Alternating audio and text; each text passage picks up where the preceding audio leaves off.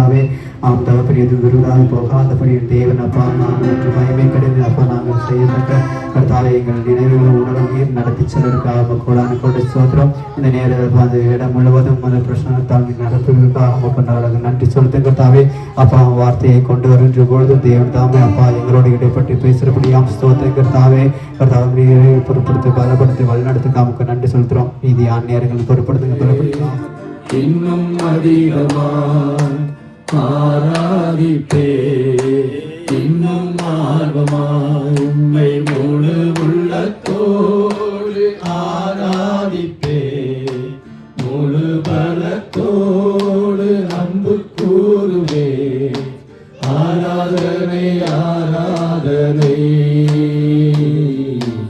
ஆராதனை ஆராதனை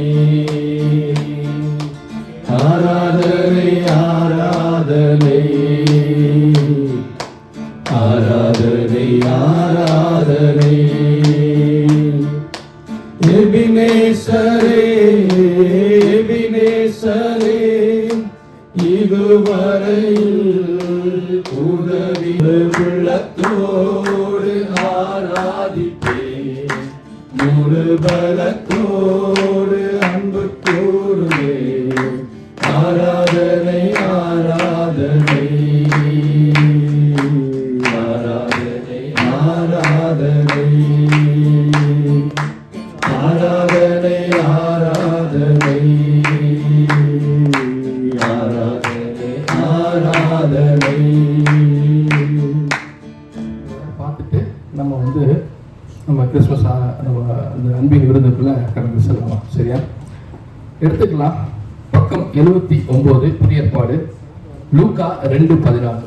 யாரா எடுத்தவங்க படிங்க, கொஞ்சம் நிறுத்தி சவுண்டா படிங்க. லூக்கா 2:14 பக்கம் 79.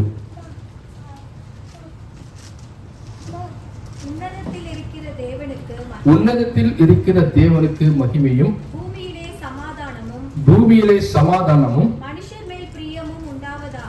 மனுஷன் மேல் பிரியமும் உண்டாவதாக என்று சொல்லி தேவனை துதித்தார்கள். அப்போ ஆண்டவர் பிறந்த உடனே எல்லாருமே தேவதூதர் துதித்தார்கள், அறிவித்தார்கள். என்னன்னு, உங்களுக்கு ஒரு ரட்சகர் பிறந்திருக்கிறாரு, இனி நீங்க என்ன பண்ண போறீங்க, பாவ அடிமைத்தனத்திலிருந்து விடுதலை பெற போறீங்க அப்படின்னு தேவதூதர்கள் எல்லா ஜனங்களுக்கும் சுவிசேஷமாக அதை அறிவித்தாங்க. அப்போ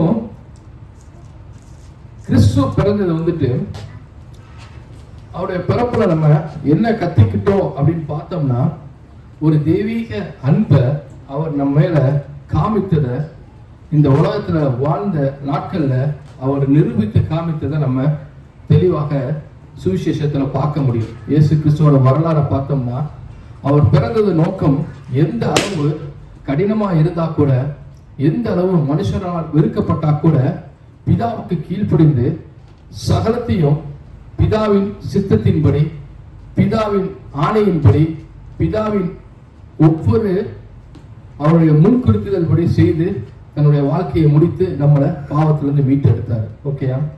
இப்போ நம்ம மத்தேயு 1:23 படிங்க.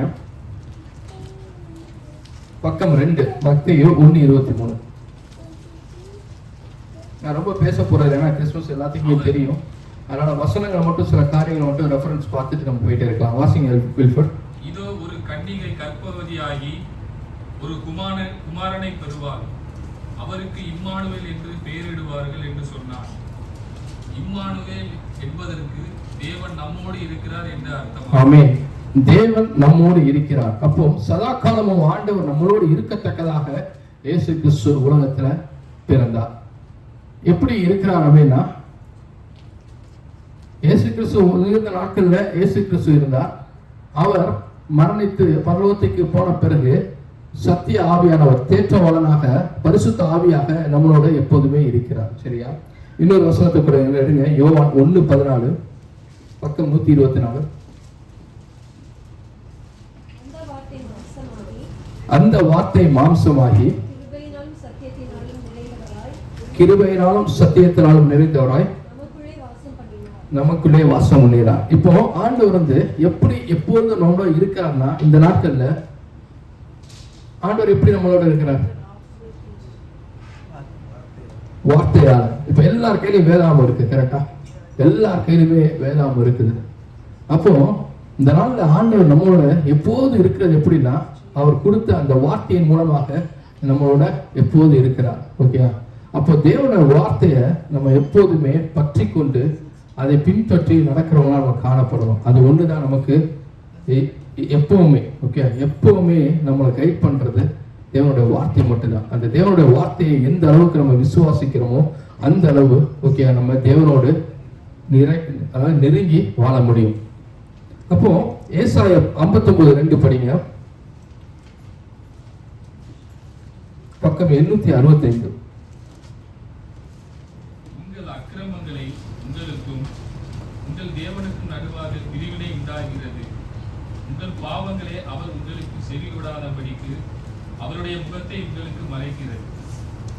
சோத்திரம். அப்போ கிறிஸ்துவுடைய பிறப்புக்கு முன்பாக என்னவா இருந்துச்சுன்னா, நம்முடைய அக்கிரமம் தேவனையும் நம்மளையும் பிரித்து தனியாக வைத்திருந்துச்சு. தேவனோட நம்ம இணையக்கூடாதபடி நம்முடைய அக்கிரமம் என்ன பண்ணிருந்துச்சு? ஆண்டவர் நம்மளையும் பிரித்து வைத்திருந்துச்சு. இந்த உறவோட முறிவை ஆண்டவர் முறிக்கிறதை காண்டி இந்த உலகத்துல பிறந்து நம்மளை மறுபடியும் இணைக்கிறார். மறுபடியும் அந்த ரிலேஷன்ஷிப்பை ரீஸ்டோர், அதாவது புதுப்பிக்கிறது. முதல்ல ஆதாம் ஏவாள் நாட்கள்ல எப்படி இருந்தார்? ஆண்டவர் வந்து ஆதாம் ஏவாளோட மாலை நேரத்துல வந்து பேசிட்டு இருக்கிறவரா காணப்பட்டார். எப்போ ஏவாள் ஆதாம் வந்து கீழ்ப்படியாத நிமித்தம் பிசாசுக்கு செவி கொடுத்து ஆண்டவர் செய்யக்கூடாதுன்னு சொன்ன காரியத்தை செய்தாங்களோ, அப்பவே என்ன ஆச்சு? அந்த ரிலேஷன், அந்த உறவு துண்டிக்கப்பட்டு போயிட்டு, அப்போ அவங்களுடைய கீழ்ப்படியாத பாவம் ஆண்டவரையும் நம்மளையும் முற்றுமாக பிரித்து வைத்து இணையக்கூடாதபடி ஒரு பெரிய பேரியர் ஆக இருந்துச்சு. நீங்க பார்த்தீங்கன்னா அந்த நாட்கள்ல தேவன் தெரிந்து கொண்ட லேவியர் கோத்திரத்துல உள்ள ஆசாரியர்கள் மட்டும்தான் போய் பலி கொடுக்க முடியும். மகா பரிசுத்த ஸ்தலத்துக்குள்ள போய் நமக்காண்டி மண்டாட முடியும். நம்ம யாரும் டைரக்டா ஆண்டவர்கிட்ட போய் நம்ம பாவம் பண்ணி அறிக்கை செய்ய முடியாது, இல்ல பாவங்களுக்காண்டி பலி கொடுக்க முடியாது. அதை போய் ஒரு ஆசாரியை கொடுத்து, ஆசாரியர் தான் நமக்கும் ஆண்டவருக்கும் இடையாக நின்று அதை செய்வார். அப்போ ஒரு பெரிய பிளவு ஆண்டவருக்கு நமக்குள்ள இருந்துச்சு. அப்போ இயேசு கிறிஸ்துவின் பிறப்பின் நிமித்தமாக அந்த பிளவு என்ன பண்ணுது? அந்த பிரிவு உடைக்கப்படுது. மறுபடியும் நம்ம ஆண்டவர அப்பா பிதாவின் கூப்பிடத்தக்க ஸ்லாக்கியத்தை கொடுத்து மறுபடியும் அந்த உறவை புதுப்பிக்கிறார். எப்படி ஆதாம் ஏவாளோட ஆண்டவர் அனுதினமும் பேசிட்டு இருந்தாரோ, அதே இந்த நாட்கள்ல நம்ம ஆண்டவரோட பேசத்தக்கதாக அந்த ஸ்லாக்கியத்தை இயேசு கிறிஸ்துவின் பிறப்பின் நிமித்தம் மறுபடியும் நம்ம பெற்றுக்கொள்றோம். புரியுதா? இயேசு கிறிஸ்துவ பிறப்புடைய ஒரு முக்கியத்துவம், மறுபடியும் உடைந்த அந்த உறவை ஆண்டவர் என்ன பண்றாரு? புதுப்பிக்கிறார். சரியா? 2 கொரிந்தியர் 5:19 எடுங்க, பக்கம் 249, புதிய ஏற்பாடு.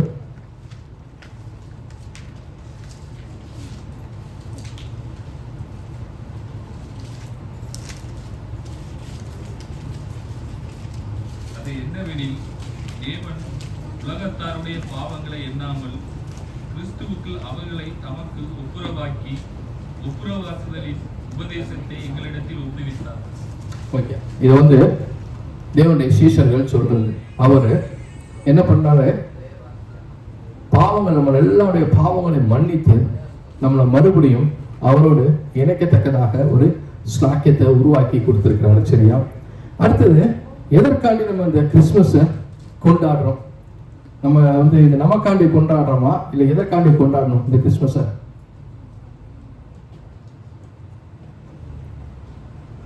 ஜாலியா இருக்கலாம் அப்படின்னா இல்ல.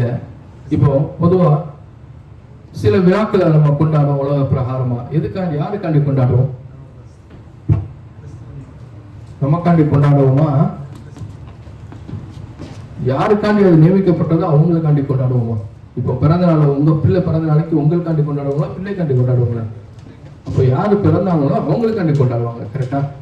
இப்போ ஏதாவது ஒரு, இப்போ வந்து என்னோட பொண்ணு படிச்சு முடிச்சுட்டா அப்படின்னா பார்ட்டி வைக்கணும்னா என் பொண்ணுக்கு தான் வைக்கணும், எனக்கு வைக்கக்கூடாது. கரெக்டா? அப்போ யாரு அந்த காரியத்தை செய்யறாங்களோ அவங்களுக்காண்டி செய்வோம். அப்போ இந்த கிறிஸ்துமஸ் வந்துட்டு நம்ம யாருக்காண்டி கொண்டாடுறோம்?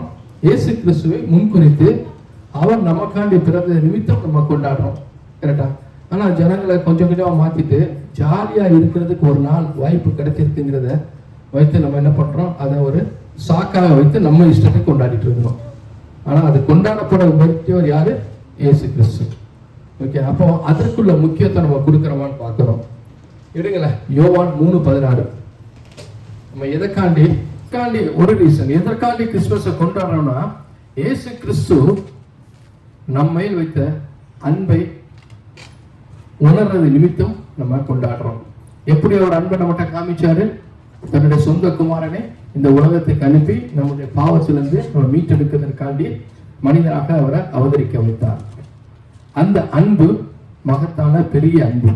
அந்த அன்பின் நிமித்தம், இப்படிப்பட்ட ஒரு அன்பு கிடைச்சிருக்கிற நிமித்தம் நம்ம இந்த பண்டிகையை கொண்டாடுறோம். சரியா? ரோமர் 5:8 எடுங்க, பக்கம் 213. நாம் பாவிகளாய் இருக்கையில் கிறிஸ்து நமக்காக மரித்ததினாலே தேவன் நம்மேல் வைத்த தமது அன்பை விளங்க பண்ணுகிறார். ஆமென். அப்போ ஆண்டவர் நம்ம மேல அன்பை வைத்தது எப்படின்னா, நீங்க எல்லாம் ரொம்ப அன்பா இருக்குங்க, ஆண்டவரையே நினைச்சிட்டு இருக்கீங்கன்னு அவர் அன்பு செலுத்தல. எல்லா விதமான அக்கிரமத்தை பண்ணி எந்த அளவு ஆண்டவரை காயப்படுத்துறோமோ அந்த அளவு காயப்படுத்துறோம். ஆனாலும் அவர் நம்மளை நேசிக்கிறார். அப்படிப்பட்ட ஒரு விலையேறப்பட்ட அந்த அன்பின் நிமித்தம், அந்த பெற்றுக்கொண்டது நிமித்தம் நம்ம இந்த பண்டிகையை கொண்டாடுறோம். அதாவது நம்ம பார்த்தோம்னா, இந்தியாவில் வந்து யாராவது ஒரு கோல்டு மெடல் வாங்கிட்டா இந்தியாவே மகிழும். இந்தியா வந்து கிரிக்கெட்டில் வேர்ல்டு கப் ட்ராஃபி எடுத்தோடனே இந்தியாவில் எல்லாருமே மகிழ்ச்சி அடைவாங்க. ஏன் அப்படின்னா, நம்ம தேசத்துக்கு ஒரு பேரை கொண்டு வந்திருக்கிறாங்க அப்படின்னு. அப்போ இந்த நாட்களில் இயேசு கிறிஸ்து நம்மளை ஒரு பெரிய அடிமைத்தனத்திலிருந்து மீட்டு எடுத்திருக்கிறாரு. அப்படிங்கிறப்போ அது நம்ம அந்த அன்பை உணர்ந்து, அந்த அன்பை நம்ம உண்மையாக புரிந்து கொண்ட நிமித்தம் அந்த சந்தோஷத்துல நம்ம தேவன் எனக்காண்டி பிறந்தாருன்னு நம்ம கொண்டாடுறோம். ஆனா நம்ம உண்மையிலேயே இந்த உலகத்துல அந்த நோக்கம், அந்த எண்ணங்கள், சிந்தனைகள் நமக்கு இருக்குதா அப்படின்னு நாமே ஆராய்ந்து பார்க்கணும். ஓகே, ஏன்னா நம்ம நினைக்கிறோமே இது சாதாரண அன்பு கிடையாது. பேசுறதுக்கு ஈஸியா இருக்கலாம், நம்ம புரிந்து கொள்ளாத வரைக்கும் அந்த அன்பு தெரியாது. அதெல்லாம் வந்து நம்ம உலக பிரகாரமே சில நண்பர்கள் நமக்கு நல்ல உதவி செய்யறப்போ வாழ்நாள் எல்லாம் மறக்காதபடி அவங்களுக்கு நம்ம துணையா இருப்போம். ஓகே, இப்படி நிறைய உறவுகள் நம்ம பார்க்கிறோம். ஏதாவது வாழ்க்கையில ஏதாவது ஒரு கடினமான சூழ்நிலையில அவங்க சில காரியங்களை செய்திருக்கிறப்போ, சந்தர்ப்பம் கிடைக்கிறப்போ நம்மளால் முடிந்த அளவு அவங்களுக்கு ஒரு உதவிகளை செய்யவோ, இல்லை எப்போதுமே நன்றி உள்ளவர்களாவோ, எப்போதுமே அவங்களுக்கு வந்து பிறந்த நாள வாழ்த்துதல் சொல்லுதல், ஏதாவது நடந்தா அவங்களை விசாரிக்கிறது, அப்படி நல்ல அந்த உறவை வளர்த்துக்குவோம். உலக பிரகாரமா சில நன்மைகளை அவங்கள்ட்ட பெற்றுக்கொண்டது நிமித்தம். அப்போ ஆண்டவர் பரலோகத்துக்கு போக வாய்ப்பே இல்லாத நம்மளை அக்கிரமமும் அசுத்தமும் அருவருக்கத்த காரியங்களும் செய்து கொண்டதை நம்மளை நேசித்து இப்படி ஒரு ரட்சிப்பை அவர் கொடுத்திருக்கிறார். அதாவது அது எப்படி கொடுத்தாருன்னு பார்த்தோம்னு வச்சுக்கோங்களேன், ஒரு தெய்வம் மனுஷனாக ரூபம் எடுத்து மனுஷன் படக்கூடிய எல்லா பாடுகளையும் பட்டு அவருடைய ரத்தத்தின் நிமித்தம், அதாவது அவருடைய ஜீவனை கொடுத்து நம்ம மீட்டு எடுத்திருக்கிறார். நம்ம கடந்த வாரத்துல கூட பார்த்தோம் சகோதர அன்பை பத்தி. இன்னும் நம்ம ஒரு சின்ன விஷயத்தை கூட விட்டு கொடுக்காதபடி, நேசிக்காதபடி, எத்தனையோ காரியத்துல மற்றவங்களை காயப்படுத்தி, நம்மளுடைய சுயநலத்துக்காண்டி மற்றவங்களை வேதனைப்படுத்தி நம்ம வாழ்ந்து கொண்டு இருக்கிறோம். தேவன் எவ்வளவுதான் காயப்பட்டாலும் சரி, நம்மளால எவ்வளவுதான் வேதனைப்பட்டாலும் சரி, நம்மளால அவர் ஒரு நாள் நம்மளை புறமே தள்ளாதபடி நேசித்து, இன்னமும் நேசித்து, நம்ம ஒரு நாள் மனம் திரும்பி வருவோன்னு காத்து கொண்டு இருக்கிறார். அந்த தெய்வீக அன்பை, அப்படிப்பட்ட அன்பை பொழியிற ஒரு மனிதன் இந்த உலகத்துல இருந்தார். அப்படிப்பட்ட வெளியேறப்பட்ட ஒரு சாக்கியம் தேவன் நமக்கு கொடுத்தார். அப்படிப்பட்ட ஒரு புனிதமான ஒரு காரியத்தின் நிமித்தம் இந்த கிறிஸ்துமஸ் நாள்ல நம்ம கொண்டாடுறோம். ஓகே, தேவன் மனுஷனாக உலகத்துக்கு வராம இருந்தா இன்னும் நம்ம என்ன பட்டிருப்போம், அந்த பாவத்துக்கு அடிமையாகவே இருந்திருப்போம். இன்னும் நம்ம பரலோகத்துக்கு போற வாய்ப்புகளே இல்லாம இருந்திருப்போம். ஒரு வாழ்க்கையை வாழ்ந்துட்டு இருப்போம், அவ்வளவுதான். ஆனா முடிவு நம்ம வந்து பரலோக ராஜ்யத்தில் போகக்கூடாதபடி நரகத்துல, ஓகே, அதாவது என்ன சொல்ல முடியாத துயரத்துல நம்ம தள்ளப்பட்டிருப்போம். ஆனா தேவன் நம்ம கிருபையாக இந்த ரட்சிப்பை கொடுத்திருக்கிறாரு. அடுத்தது வந்துட்டு ஏசாயா 9:6 பக்கம் 815. சந்தோஷமாக கொண்டாடுறோம். என்ன சமாதானம் பார்த்தா, ஆண்டோடைய பிறப்புக்கு முன்பாக எப்போதுமே நமக்கும் ஆண்டவருக்கும் ஒரு போராட்டம் இருந்துட்டே இருக்கும். எந்த ஒரு சூழ்நிலையும் நம்ம ஆண்டவர்கிட்ட போய் சேர முடியாதபடி, எந்த ஒரு சூழ்நிலையும் ஆண்டவரை சென்று அடையாதபடி நம்ம ஒரு இக்கட்டான சூழ்நிலை வாழ்ந்து கொண்டிருந்தோம். நல்ல ஒரு ஆப்பர்ச்சுனிட்டியை ஒரு கீழ்ப்படியான நிமித்தம் இழந்து ஒரு பிரிவினையோடு ஒரு அதாவது எந்த ஒரு இடத்துலையும் நமக்கு ஒரு சமாதானமே இல்லாத ஒரு கிறிஸ்துவ வாழ்க்கை வாழ்ந்துட்டு இருந்தோம். ஆனா இயேசு கிறிஸ்துவின் பிறப்பின் நிமித்தம் அந்த அந்த தடையை உடைக்கிறது நிமித்தம் நம் ஆண்டவரோட இணையத்தக்கதாக ஒரு சாக்கியத்தை கிடைக்கிறது நிமித்தம் நமக்கு ஒரு பெரிய சமாதானத்தை ஆண்டவர் அங்கே கட்டளையிடுறார். எபேசியர் 2:14 படிங்க, பக்கம் 265. என்ன ஒரு பிரிவு இருந்துச்சு, அது அவருடைய பிறப்பின் நிமித்தம் அந்த திரை கிழிக்கப்பட்டு அந்த தடைகள் எல்லாம் உடைக்கப்பட்டு தேவனோடு நான் அந்த பிரிவினையை மாற்றி சமாதானத்தோடு தேவனோடு உறவாடத்தக்கதாக ஒரு ஸ்லாக்கியம் இயேசு கிறிஸ்துவின் பிறப்பின் மூலமாக நாம் பெற்றுக்கொண்டோம். சரியா? அடுத்தது, நம்ம எல்லாரையும் ஒரே குடும்பமாக தேவன் நினைக்கிறார். நம்ம என்னெல்லாம் பார்த்தோம் அப்படின்னா, ஒன்று அவர் தெய்வீக அன்பை நம்ம வெளிப்படுத்தினார். ரெண்டாவது, ஒரு சமாதானத்தை அவர் அந்த தடைகளை ஆண்டவருக்கு நமக்குள்ள பிரிவின் தடைகளை உடைத்து ஒரு சமாதானத்தை உருவாக்கினார். இப்போ மூணாவதாக நம்ம எல்லாரும் ஒரே குடும்பத்தினராக இணைக்கிறார். சரியா? கலாத்தியர் 4:5 படிங்க. 4:5 நிறைவேறின பொழுது அப்படிங்கிறப்போ, ஆண்டவரோட குறிக்கப்பட்ட நாள் வந்தப்போ தேவன் மனிதனாக மனித ரூபம் எடுத்து உலகத்துல வந்து நம்மளை ஆண்டவரோட இணைக்கிறார். எபிரேயர் 2:11 படிங்க, பக்கம் 299. நீங்க பார்த்தீங்கன்னா நம்ம ஆண்டவரை நான் கூப்பிட முடியும், சகோதரனாகவோ தகப்பனாகவோ பார்க்க முடியாது. இயேசு கிறிஸ்துவின் பிறப்பின் நிமித்தம் இந்த தடைகள் உடைக்கப்பட்டது நிமித்தம் நமக்கு அப்பா பிதாவின் கொடுக்கிற ஸ்லாக்கியத்தை கொடுக்கிறாரு. இயேசு கிறிஸ்து நம்மளை சகோதரனாக பாவிக்கிற ஸ்லாக்கியத்தை கொடுக்கிறார். நம்மளை ஒரு குடும்பமாக அந்த குடும்பத்துல நம்ம இணைக்கிறார். அப்ப இந்த காரியத்தின் நிமித்தம் நம்ம கிறிஸ்துமஸ் பண்டிகையை ஒரு மிகப்பெரிய பண்டிகையாக நம்ம ஒரு சந்தோஷமான ஒரு காரியமாக முன்வைத்து நம்ம கொண்டாடுறோம். இது ஆண்டவர் பிறந்தார் அப்படின்னு சொல்லிட்டு போறதல்ல, இது இயேசுடைய பிறப்பு அப்படின்னு சொல்லிட்டு போறதல்ல. ஆழமாக நம்ம அதை சிந்திக்கிறோம். அவருடைய பிறப்பின் நிமித்தம் நமக்கு பெற்றுக்கொண்ட நன்மைகள் நிமித்தம் நம்ம அதை கொண்டாடுறோம். அப்புறம் நம்ம நிறைய நன்மைகளை சொல்லலாம். நாம் பேசிக்கா ஒரு 3 நன்மைகளை பார்த்தோம். ஒன்று, அவருடைய வெளியேறப்பட்ட அன்பு. ஓகே, அவருடைய வெளியேறப்பட்ட அன்பு. ரெண்டாவது, ஒரு சமாதானம், ஆண்டவருக்கு நமக்கும் பிரிவாக இருந்த அந்த பாவ அடிமைத்தனத்தை மீட்டெடுத்த நிமித்தம் பெற்றுக்கொண்ட சமாதானம். அடுத்தது, ஆண்டவர் அப்படின்னு ஒரு தூரமா இருந்து பார்க்கறதை விட்டுட்டு ஒரு குடும்பத்தினரா ஒரு சகோதரனா நம்மளை ஏற்றுக்கொண்ட அந்த பாக்கியம். இப்படிப்பட்ட காரியத்தின் சந்தோஷமாக நம்ம இந்த கிறிஸ்துமஸை கொண்டாடுறோம். நீங்க 33 ஒருத்தருக்கு ஒருத்தர் அன்பா இருக்கிறது தான் தேவன் விரும்புறார். நீ பிறந்த நாளை கொண்டாடணுமா, நல்லா கொண்டாடு. எப்படி கொண்டாடு? மற்றவங்களை நேசித்து, மற்றவங்களுக்கு நான் எப்படி உலகத்துல அன்பு செலுத்தினோ, நான் என்ன உங்களுக்கு புதிய கற்பனையா கொடுத்துருக்கணும் அதை செய்து கொண்டாடு. அப்போ நம்ம கிறிஸ்துமஸ் கொண்டாடுறப்போ அடுத்த வருஷத்துல இருந்து நம்ம நாமே இப்போ இருந்தே கொஞ்சம் சேர்த்து வச்சு ஊர்ல ஏதாவது, அதாவது நீங்க உங்க தெருவுலையோ இல்ல உங்க கிராமத்திலேயோ இல்ல உங்க ஏரியாலயோ கண்டிப்பா ஒரு 2-3 குடும்பமா கஷ்டப்பட்டவங்க இல்லாம இருக்க மாட்டாங்க, கண்டிப்பா இருப்பாங்க. அப்போ அவங்களை நீங்க டார்கெட் வச்சு ஒரு மாசம் பலசல் ஜாமான் வாங்கி கொடுங்க, இல்ல அந்த பிள்ளைகள் படிப்புள்ள காரியத்தை தான் பண்ணுங்க. அப்படி நம்ம ஏதாவது ஒரு கமிட் பண்ணோம் ஆண்டவர்கிட்ட. அதுதான் உண்மையான உகந்த கிறிஸ்துமஸாக தேவன் பார்க்க முடியும். என்னோட சந்தோஷத்தை, எனக்கு எல்லாமே கிடைச்சிருக்கு, இந்த இடத்துல வேலை கிடைச்சிருக்கு, நல்ல சம்பளம் கிடைச்சிருக்கு, என்னால நினைச்சதை வாங்கக்கூடிய சூழ்நிலையில ஆண்டவரை கொண்டு வச்சிருக்கிறாரு. நான் என்ன பண்ண போறேன்? எனக்கு காட்டிலும் கீழாக கஷ்டப்படுறேன் யாரையாவது நான் திருப்திப்படுத்த போறேன் அந்த கிறிஸ்துமஸ் நாள்ல.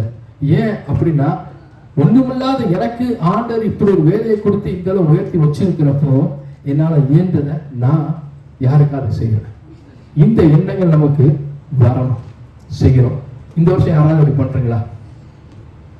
யாராவது இந்த வருஷம் அப்படி யாருக்காவது ஒரு குடும்பத்துக்கு உதவுன்னு யாராவது நினைச்சிருக்கீங்களா? செஞ்சிருக்கீங்களா? பரவாயில்ல, அடுத்த வருஷம் செஞ்சிடலாமா? ஒவ்வொரு தெருவிலையும் கஷ்டப்பட்டவங்களே கிடையாதா? உங்க உறவுகள் சொந்தக்காரங்களை கஷ்டப்பட்டவங்க கிடையாதா? இருக்கிறாங்கல்ல. அப்போ யாரையாவது நீங்க உங்க மனசுல தோணும், ஆண்டவர்கிட்ட கேளுங்க, ஆண்டவரே நான் யாருக்காவது அடுத்த வருஷம் உங்க பிறந்த நாள் வரைக்கும் செய்யணும், ஆண்டவரே நீங்க எனக்கு எவ்வளவு செஞ்சிருக்கிறீங்க, நான் ஏதாவது செய்யணும், யாருக்கு செய்யலான்னு கேளுங்க. உங்களை அறியாமே உங்களுக்குள்ள மனசுக்குள்ள யாரையாவது தோணும், அவங்க மனசுல வச்சுக்கோங்க. ஒரே மாசத்துல நம்ம செய்ய முடியாது. ஒவ்வொரு மாசம் நீங்க 10 ரியால் வச்சா கூட அந்த மாசம் கிடைச்ச ஒரு 150 ரியால். 150 ரியால் வந்து நம்ம ஊர்ல ஒரு சின்ன கிராமத்துல ஒரு மாசம் பலசரை வாங்கிடலாம், 3000 ரூபாய் 4000 ரூபாய்க்கு. கரெக்டா? அதை செய்யலாமே நம்ம. சரியா? அடுத்த முறை நம்ம கிறிஸ்துமஸ் கடவுள் சித்தம் இருந்து கொண்டாடினா கேட்குறப்ப எல்லாருமே கையை தூக்கணும், நாங்கள் ஒவ்வொரு ஃபேமிலிக்கு ஒரு உதவி செஞ்சோம் அப்படின்னு. ஓகேயா? எடுத்துக்கலாமா அந்த தீர்மானத்தை? செய்யலாம்ல? செய்ய முடியாத காரியம் அது. சோத்திரம். 1 யோவான் 4:14 குமாரனை உலக இரட்சகராக அனுப்பினார் என்று நாங்கள் கண்டு சாட்சியிடுகிறோம். சீஷர்கள் வந்துட்டு சாட்சியா சொன்னது, கடவுள் தன்னுடைய சொந்த குமாரனை உலகத்துக்கு மனிதனாக நமக்காண்டி கொடுத்தார். ஓகே? அப்போ அந்த அன்பை பிதா நம்ம மேல் வைத்த அன்பை எப்படி வெளிப்படுத்துறாரோ நம்மளும் இப்ப பார்த்தபடி அடுத்த வருஷத்துல யாருக்காவது அந்த அன்பை வெளிப்படுத்தி காமிக்க போறோம். சரியா? அடுத்தது வந்து மன்னிக்கிற தன்மை. ஓகே? கொலேசியர் 3:13 படிங்க, பக்கம் 277. இந்த கிறிஸ்துமஸ் கொண்டாட்டத்தின் நாள்ல நம்ம இன்னொரு முடிவு எடுக்கணும். ஒருத்தருக்கு ஒருத்தர் மன்னிக்கிற சுவாபம். ஆண்டவர் நம்மளை மன்னித்தார், அதனாலதான் தன்னுடைய சொந்த குமாரன் இந்த உலகத்துக்கு அனுப்பினார். மன்னிக்காம இருந்தா அவர் அனுப்பணும் அவசியம் இல்லை. கரெக்டா? நம்ம நேசித்தார், மன்னித்தார், அது நிமித்தம் இந்த கிறிஸ்துமஸ் உருவானது. இயேசு கிறிஸ்து பிறந்தார். அப்ப நம்மளும் என்ன பண்ணணும்? மற்றவங்களை மன்னிக்கிற சுவாபம் நமக்கு வேணும். இந்த நாளில் இன்னும் நிறைய பேருக்கு வைராக்கியங்கள் இதயத்தில் இருக்கலாம், ஏதாவது கசப்பு இருக்கலாம். நான் எவ்வளவோ நன்மை செய்தா கூட இவன் நம்மளை வந்து இன்னும் நம்மளை வந்து சரியா புரிஞ்சு கொள்ளாத அப்படி நடக்கிறான், அதனால அவனை விட்டு ஒதுக்கி இருப்போம் அப்படின்னு கூட நினைச்சிட்டு இருக்கலாம். அதெல்லாம் நம்மளோட சுய நீதி. அது என்னமோ தேவனுக்கு முன்பாக அது நீதியாக காணப்படாது. சரியா? மன்னிக்கணும் அப்படின்னா மன்னிக்கணும், அவ்வளவுதான். அதுல வந்து நம்ம கண்டிஷன்ஸ் வைக்கக்கூடாது. நான் வந்து இப்படி நான் மன்னிச்சிருப்பேன், அப்படி நான் மன்னிச்சிருப்பேன், அந்த கதை இந்த கதை காக்கா கதை இதெல்லாம் ஆண்டவர்கிட்ட வந்து செல்லுபடி ஆகாது. ரொம்ப ஸ்ட்ரெயிட். மன்னிக்கணும் மன்னிக்கணும். அதுக்கு தான் நான் ஏற்கனவே எக்ஸாம்பிள் சொன்னேன். இயேசு கிறிஸ்து அன்னு தினமும் நம்ம அவருக்கு விரோதமாக பாவம் செய்து எத்தனை வருஷம், ஒவ்வொரு வயசை நீங்க போட்டு வச்சுக்கோங்க, ஒரு 20 வயசுல இருந்து அதுக்கு பிறகு உள்ள வருஷங்களை போட்டு பாருங்க, அத்தனை வருஷமும் ஒவ்வொரு வருஷத்துக்கு 365 நாள். ஓகே? மல்டிப்ளை பண்ணி பாருங்க, நமக்கே தெரியும். ஒரு நாளைக்கு சும்மா எக்ஸாம்பிள் ஒரு பாவம் எடுத்துக்கோமே, எத்தனை பாவம் செஞ்சிருப்போம், அவத்தையும் மன்னிச்சிருக்கிறாரு. ரிப்பீட்டடா, அதாவது மறுபடியும் ஒரே பாவத்தை எவ்வளவு பண்ணிப்போம் பாருங்க, அதையும் மன்னிச்சிருப்பாரு. அப்போ நம்ம ஏன் மற்றவங்களை மன்னிக்க முடியாது? ஏன் நம்ம இன்னும் சாக்கு போக்கு சொல்லிட்டு இருக்கிறோம்? ஏன் நம்மளால அந்த சுவாபம் வரமாட்டேங்குது? தேவன் வந்துட்டு நீ கிறிஸ்துமஸை உண்மையிலேயே கொண்டாடணும் அப்படின்னா, உண்மையிலேயே என்னுடைய பிறப்பை கொண்டாடணும் அப்படின்னு நீ சந்தோஷப்படுற அப்படின்னா உன்னை மாத்து. நான் எப்படி உன்னை மன்னித்தனும் மற்றவங்களை மன்னிக்கத்தக்கதாக உன் இருதயம் மாறட்டும். அப்போ இதனால அதையும் நம்ம ஒப்புடுத்து செபிக்கணும். ஆண்டவரே, நீர் எனக்காண்டி என்னுடைய பாவத்திற்காண்டி என்னை மன்னித்து உங்களுடைய குமாரனை இங்கே அனுப்புறீங்க. நாங்களும் மற்றவங்க மன்னிக்கிற சுவாபங்களுக்கு வேணும். என்னென்ன வைராக்கியங்கள் என்னென்ன இதெல்லாம் இருக்கோ எல்லாமே மாறணும் ஆண்டவரே. அதெல்லாம் மாறி சமாதானமாக எல்லாத்தையும் சிரிச்சு பேசி சந்தோஷமா போக்கத்தக்க என்னுடைய இருதயம் மாறணும்னு நம்ம ஒப்பு கொடுக்கணும். சரியா? மத்தேயு 5ஆம் அதிகாரம் 23-24 படிங்க. அதாவது இந்த சகோதரன்ட்டையாவது ஏதாவது ஒரு மனசாபம் நமக்கு இருக்குமே ஆனால் அங்கேதானே பலிபீடத்தின் முன் உன் காணிக்கையை வைத்துவிட்டு போய் முன்பு உன் சகோதரனை ஒப்புரவாகி பின்பு வந்து உன் காணிக்கையை செலுத்து. அதாவது காணிக்கை செலுத்துறதுக்கு அங்க சொல்லப்பட்டிருக்கு, உன் சகோதரனை ஒப்புரவாகிட்டு வந்து கொடு, அப்பதான் அது அங்கீகரிக்கப்படும். அப்படி இல்லை அப்படின்னா நீ போட்டது வீண் அப்படின்னு சொல்லு. அப்போ நம்ம இங்க பார்ப்போம், ஒவ்வொரு நாளும் ஜெபிக்கிறப்போ, அந்த ஜெபம் பண்ணவோ இல்லை பைபிள் வாசியம் எடுக்கிறப்போ எந்த ஒரு சகோதரட்டையாவது எந்த ஒரு மனசாபம் இருந்தால் நம்மளை பைபிளை மூடி வச்சிருங்க. ஜெபிக்க வேணாம், முதல்ல போய் அவங்ககிட்ட போய் ஒப்புரவாயிட்டு வந்து பைபிளை வாசிங்க, ஜெபிங்க. அப்படி ஒப்புரவு ஆகாதபடி நீங்க எவ்வளவுதான் பைபிள் வாசிட்டே இருந்தாலும் சரி, ஜெபிச்சாலும் சரி, உபவாசம் இருந்தாலும் சரி, எல்லாமே வீண். நல்லா புரிஞ்சுக்கோங்க, உங்க வெளி ஆக்ஷன்ஸ் எதுவுமே ஆண்டவர் பார்க்கறது இல்லை. ஆண்டவர் உள்ளான இருதயத்தில் உள்ள சிந்தனைகளை பார்க்கறது. உள்ளான இருதயத்துல மாற்றங்கள் வரல அப்படின்னா வெளியே நடிக்கிற நடிப்புலாம் ரொம்ப நாள் செல்ல முடியாது. ஒரு நாள் அது தெரிஞ்சிடும். உள்ளான மாற்றங்கள் நமக்கு வேணும். அதனால நம்ம பைபிள் வாசிக்கிறோம், செபிக்கிறோம், ஆனா என் இருதயத்துல இன்னும் கசப்பான சிந்தனைகளும் கசப்பான ஒரு வைராக்கியங்களும் கசப்பான ஒரு எண்ணங்களும் நம்மளோட சகோதரோட இருந்துச்சுன்னா அதை இன்றைக்கே ஒப்புரவாயிடும். அதுக்கு பிறகு செபிக்கிற செபம் ஆண்டவர் அங்கீகரிப்பார். அல்லாதவர்கள் நம்ம செபிக்கிற செபம் தேவையில்லைன்னு ஆண்டவர் அந்த காரியத்தின் மூலமாக நமக்கு சொல்றாரு. அப்போஸ்தலர் 2ஆம் அதிகாரம் 46-47 பக்கம் 163. கூடி இருக்கிறது ஒரு மனம் கிடையாது, எல்லாரோட சிந்தனைகளும் எண்ணங்களும் ஒருமித்து இருக்கிறதா அந்த ஒருமனப்பாட்டு. ஓகே, அதான் முதலே சொன்ன ஆண்டவர் இருதயத்தை பார்க்கிறவர். இங்க நம்ம எல்லாம் ஐயோ வந்துட்டோம், ஆனாலும் அவனை பார்க்க கூடாது அப்படின்னு புரிஞ்சுக்க கூடாது. என்ன யாரு எதை கொண்டு போறோம் சொல்லுங்க? யாருக்கு யாரை வச்சியும் எந்த ஒரு காரியமும் நடக்க போறது கிடையாது. அவரவர் பாடுகள் அவரவருக்கு. ஆனா பேசுற நிமித்தமோ பகிர்ந்து கொள்ற நிமித்தமோ சில பாரங்களை குறைக்க முடிய அந்த பாரத்தை அடுத்தவங்க சுமக்க வைக்க முடியாது. ஆனா குறைக்க முடியும் நம்மளோட கவலைகளை. அதற்காண்டிதான் ஆண்டவர் உறவுகளை கொடுக்கிறார். அதை செய்யறதுக்கே நமக்கு அவ்வளவு கஷ்டங்கள். நம்ம நினைத்ததெல்லாம் மற்றவங்க செய்யணும்னு நினைச்சோம்னா யாருமே உலகத்தை சமாதானம் இருக்க முடியாது. எல்லாருக்குமே ஒவ்வொரு விதமான பிரச்சனைகள் இருக்கு. இங்க உட்கார்ந்து இருக்க எல்லாருக்குமே எல்லாரும் எல்லாத்தையுமே வெளியே காமிக்க முடியாது. அதனால பிரச்சனை இல்லாத மனுஷங்கள் யாருமே கிடையாது. ஆனா அதை மற்றவங்களை நம்ம வெளிப்படுத்த முடியாது. நம்ம முடிஞ்ச அளவு மற்றவங்களுக்கு எந்த அளவு உதவியாக இருக்க முடியுமோ அந்த அளவு உதவியாக இருப்போம். உதவி செய்யணும்னா கூட காயப்படுத்தாதபடி அந்த உபத்திரத்தை கொடுக்காதபடியாவது இருக்கணும். அதனால கூடிய மட்டும் எல்லாத்தையும் நம்ம என்ன இருக்கணும்? சமாதானமாக இருக்கணும். வாசிங்க. தேவாலயத்திலே அனுதினமும் தரித்திருந்து வீடுகள் தோறும் அப்பம் விட்டு மகிழ்ச்சியோடும் கபடமில்லாத இருதயத்தோடும் போஜனம் பண்ணி தேவனை துதித்து ஜனங்கள் எல்லாரிடத்திலும் தயவு பெற்றிருந்தார்கள். ரட்சிக்கப்படுகிறவர்களை கர்த்தர் அனுதினமும் சபையிலே சேர்த்து கொண்டு வந்தார். ஆமென். அப்போ இந்த ஒருமனப்பாட்டோடு சேர்ந்து இருக்கிறப்ப அவங்க ஒரு பெரிய மகிழ்ச்சி உண்டாகுது, சந்தோஷம் உண்டாகுது. அந்த சந்தோஷம் அவங்க வேணும்னா நம்மளும் சகோதரர் எல்லாரும் என்ன பண்ணணும்? ஒருமிட்டு ஒருவருக்கு ஒரு சந்தோஷமாக நம்ம இருக்கணும். அந்த சந்தோஷம் வேணும் அப்படின்னா நமக்குள்ள எந்த மனசாகவும் இருக்கக்கூடாது. அப்படி எது இருந்துச்சுன்னா பேசி சமாதானமா ஆயிக்குங்க. சரியா? இதை நான் போய் ஒவ்வொருத்தையா கேட்டு இது பண்ண முடியாது. எல்லாருக்குமே அவங்க இருதயத்தில் உள்ள சிந்தனைகள் தெரியும். தயவுசெய்து ஒருத்தருக்கு ஒருத்தர் பேசி சமாதானமா சந்தோஷமா இருங்க. இன்னொரு கடைசி ஒரு வசனம் வாசித்து கூட முடிச்சுக்கலாம். எபிரேயர் 10:24-25 பக்கம் 307. சமீபித்து வருகிறதை எவ்வளவாய் பார்க்கிறீர்களோ அவ்வளவாய் புத்தி சொல்ல வேண்டும். சோதரம்.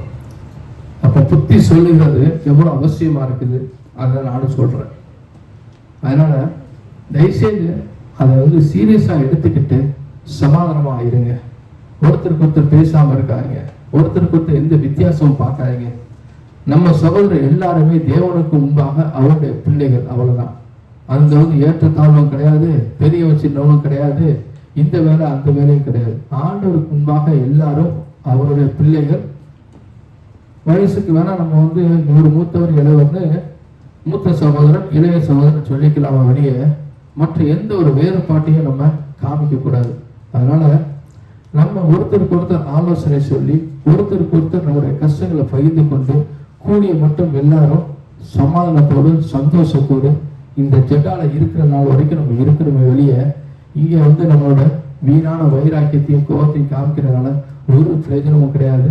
ஆண்டவருக்கும் அது பிரியமில்லாத காரியம். அதனால இந்த நாள்ல அவருடைய பண்டிகையை நம்ம கொண்டாடுற நோக்கமே அவருடைய அன்பு நிமித்தம் நம்மளை இந்த பாவ அடிமைத்திலிருந்து மீட்டெடுத்தாலும் நமக்கு தெரியும். நம்மளையும் பிதாவையும் சேர்க்கத்தக்கதாக அவர் நடுவராக தன்னுடைய ஜீவனை கொடுத்து அந்த பெரிய தடையை கூட முறித்து போட்டிருக்கிறாரு. அவர் எந்த ஒரு காரியத்திலையும் நம்ம விட்டு கொடுக்காதபடி சகலத்திலையும் அவரை மன்னிக்கிறவராகவே காணப்பட்டாரு. நம்ம எல்லாரும் சேர்ந்து இருக்கணும் தக்கதாக அவர் சகலத்திலையும் தன்னுடைய எல்லா விதமான அந்த தேவத்தன்மையை விட்டு கொடுத்து மனுஷனாகவே வாழ்ந்து நமக்கு எல்லா விஷயத்தையும் ஒரு மனுஷன் எப்படி வாழணுங்கிறதையும் கற்றுக் கொடுத்தாரு. இப்படிப்பட்ட ஸ்லாக்கியத்தை ஆண்டவர் கொடுத்திருக்கிற நிமித்தம் நம்ம இந்த கிறிஸ்துமஸ் பண்டிகையை கொண்டாடுறது மாத்திரம் அல்லாதபடி அவர் செய்த பிரகாரம் நம்ம மற்றவர்கள் நேசிக்கத்தக்கதாக, மற்றவங்கள்ட்டையும் ஒற்றுமையா இருக்கத்தக்கதாக, எல்லாரையும் ஒருங்கிணைக்கத்தக்கதாக, எல்லாத்தையும் சமானமா இருக்கத்தக்கதாக நம்ம வாழ்க்கை மாறணும். வாழ்ற வாழ்க்கை ஏதாவது பிரயோஜனமா இருக்கணும். நம்ம உலகத்தை திருத்த முடியாது, ஆனா நம்ம வாழ்ற இந்த இடத்துல ஒரு சிலருக்காவது நம்ம ஒரு முன்மாதிரியா இருந்து காமிக்கலாம், ஒரு சிலருக்காவது நம்ம ஒரு அன்பை எடுத்து காமிக்கலாம். சரியா? அதனால ஒப்பு கொடு.